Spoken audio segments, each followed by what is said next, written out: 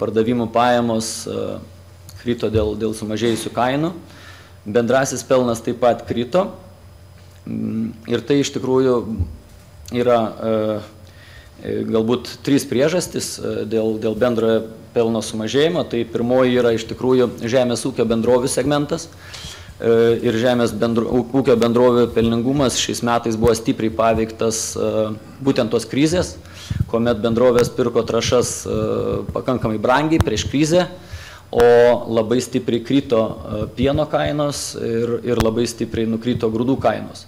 Todėl žemės ūkio bendrovių pelningumas stipriai sumažėjo ir mes galvojame, kad ir tikimės bent jau teigiamo rezultato.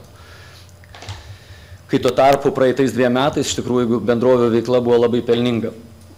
Antras faktorius įtakojęs bendrai pelningumą, tai buvo mūsų asocijuota įmonė Dotnuvos projektai, kurios pajamos sumažėjo dėl ūkininkų perkamosios galios, nes jie kaip ir nesurenka grūdų, bet jie parduoda, kaip sakant, už pinigus.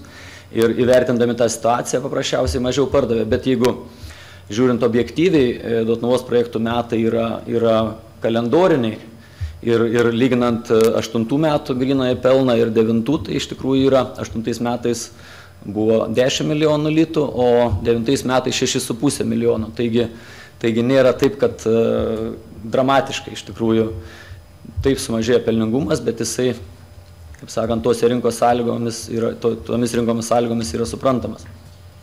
Ir trečia galbūt priežastis dėl sumažėjusio pelningumo yra tai, kad dėl labai stipriai nukritusių rinkoje kainų grupė kai kuriais produktais beveik neprekiavo arba labai mažai prekiavo. Taip kaip ir minėti miežiai ir galbūt cukrinių runkelių išspaudos. Nežiūrint to, grynasis pelnas padidėjo, lyginant su pernais. Ir kas galbūt yra paminėtina, yra bendrasis pelningumas taip pat buvo geresnis, 6,6%, lyginant su 5,5% pernai metais. Ir tai analizuojant mūsų galbūt įmonės, vadinkim, mūsų srityje dirbančias įmonės, tai yra geras pelningumas. Įmonės galbūt industrijos vidurkis yra apie 5,5%. EBITDA pelningumas išliko tas pats ir grynasis pelningumas taip pat išaugo. Galbūt dabar trumpai, jeigu dar yra laiko, kiek dar čia laiko turiu? 5 minutės. Apie iš tikrųjų dėl ko ir galbūt kas toliau vyksta po IPO. Taigi dabar mūsų kaip ir veikla daugiausiai susijusi su prasmingom investicijom. Ir iš tikrųjų galvojame, kaip teisingai panaudoti ir teisingai išleisti pinigus, paprastai šnekant. Yra 4 sritis, taigi pirmoji yra apyvartinio kapitalo didinimas, nes tai yra didžiausia grąža grupės mastu. Didinam rinkos dalį ir iš tikrųjų planuojame išplėsti produktų portfelį. Ir planuojame investuoti apie 80 milijonų litų papildomų lėšų į apyvartinį kapitalą, kas grupės apyvartą planuojame padidins apie 250 milijonų litų ir taip pat išaugins grūdų, vadinkim, grūdinių kultūrų tonažą bei trąšų kiekį. Planuojame, kad padidės grupės prekiaujama produkcijos kiekis 200 tūkstančių tonų ir trąšų apie 160 tūkstančių tonų.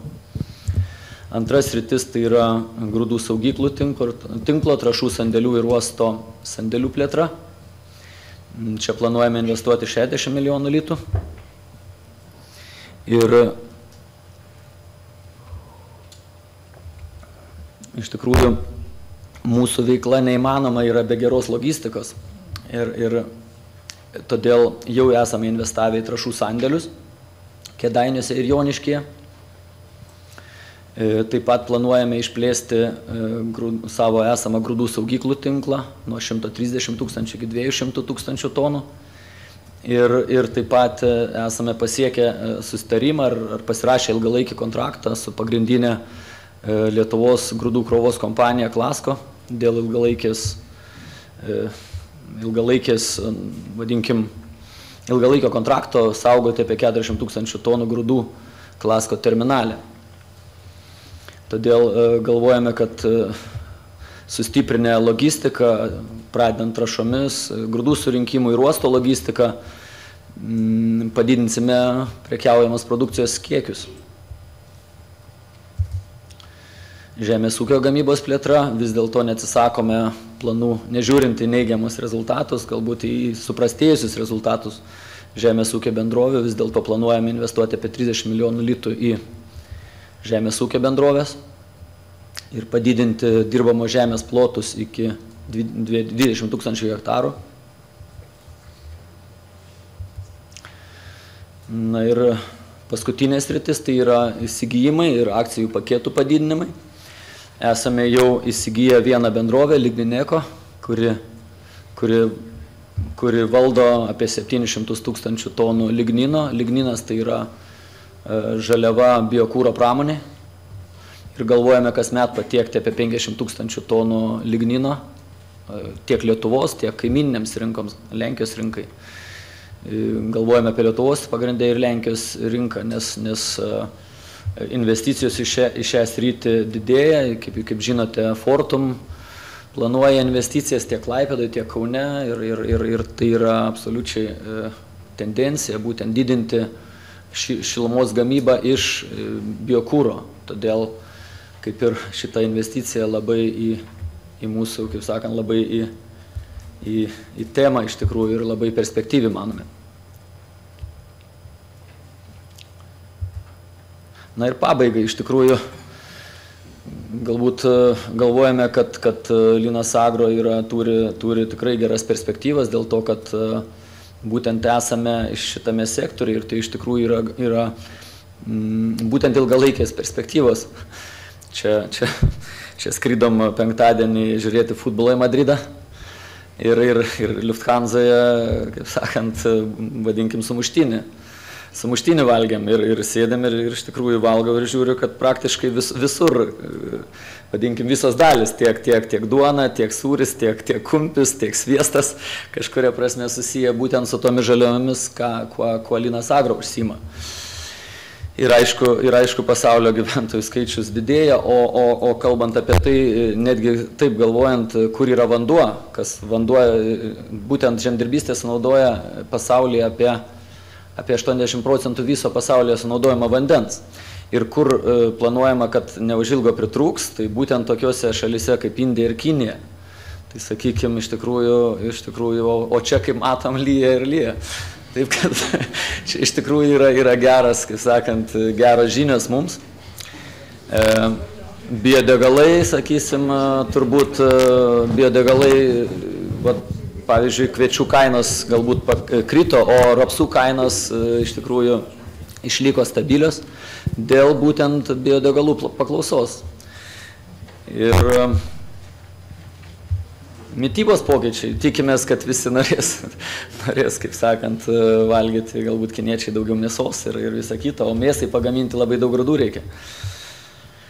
Na ir aišku, Linas Agro konkurencingumas, turėčiau paminėti, kad mes galvojame, kad esam konkurencinga įmonė, būtent dėl to, kad turime vertikaliai integruotą verslo modelį, dalyvaujame praktiškai, vadinkim, ilgoje grandinėje, nuo trąšų iki galutinės realizacijos produkto, ir kiekvienas mūsų verslas, vadinkim, visos investicijos iš tikrųjų duoda gerą sinergiją grupiai. Neturime tokių verslų, kurie visai nesusijęs grupės pagrindinė veikla. Na ir aišku, gera reputacija užsienio rinkose nuo 91 metų. Tiekimo rinkose turime daug produktų, kas, pavyzdžiui, jeigu vieni produktai įvairiais metais būna, kad galbūt vieni produktai turi didesnę paklausą, kiti mažesnę, kainos svyruoja, o mes turime labai platų produktų portfelį. Na ir, kaip sakant, turbūt paminėti reikia, kad iš tikrųjų turime stiprų balansą. Finansiškai esame stiprus šiandien ir galime būtent daryti tas investicijas, kurios ir tikimės ir galvojame, kad duos šuolį, kai investicijos pradės dirbti.